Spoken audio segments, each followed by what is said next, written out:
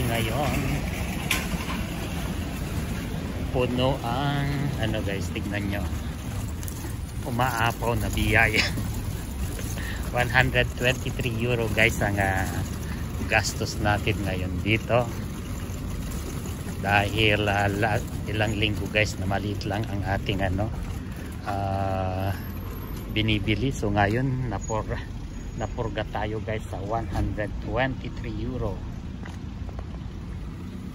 Ano ba yung susi ko?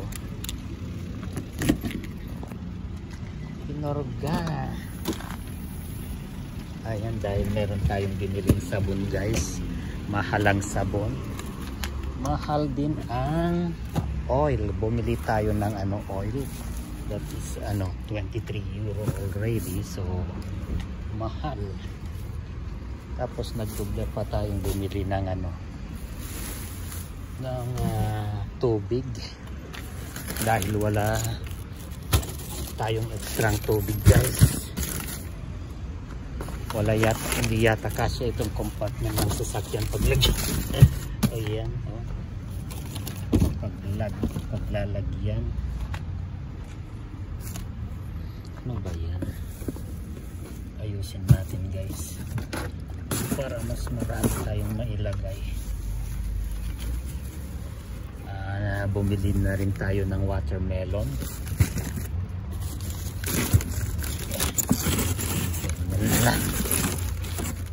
Para pwedeng nilagay yung mga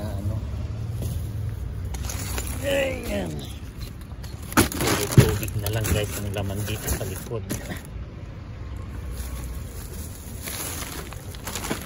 Baka nabasag na yung itlog ko guys. Hindi yung itlog na yung itlog na tawag dito, binili ko. Ayan. Ito yung mga isda.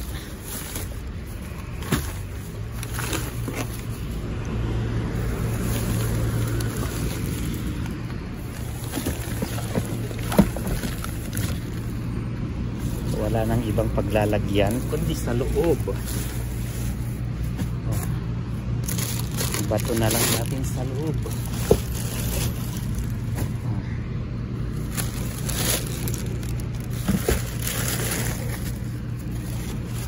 123. Ilang taon na guys na hindi bumili ng ganyang amount. So ayan, tapos ng laman ng loob ng sasakyan.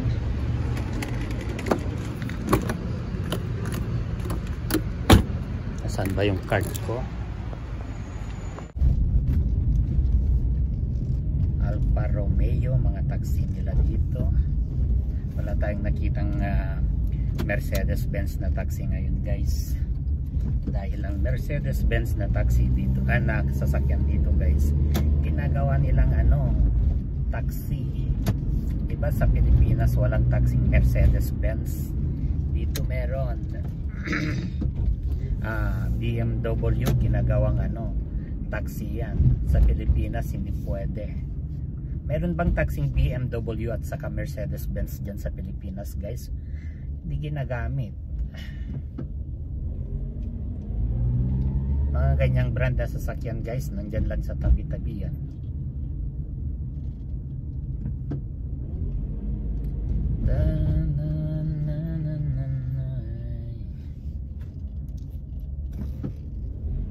Hindi alam ang pupuntahan nito guys. Yan.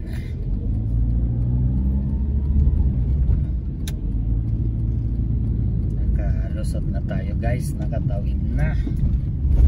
Ayan.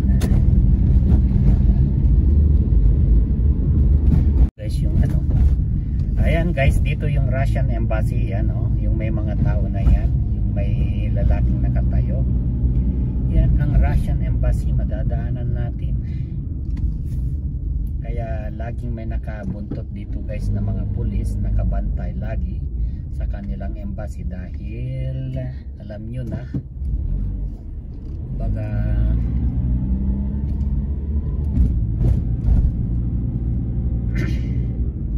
gawan nila ng hindi maganda.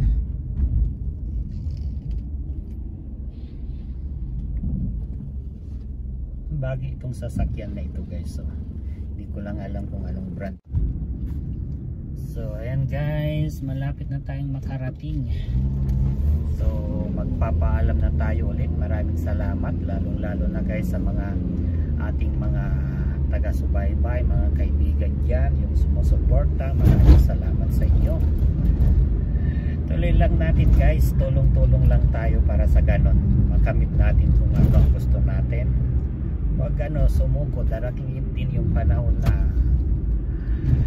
kikita kayo, lalong lalo na yung mga hindi pa namoni ang kanilang bahay. Tuloy lang yan guys, suportahan lang tayong mga maliliit na YouTuber para sa ganon sama-sama tayong lalaki ang kanilang bahay. Ayan, salamat. Bye bye guys.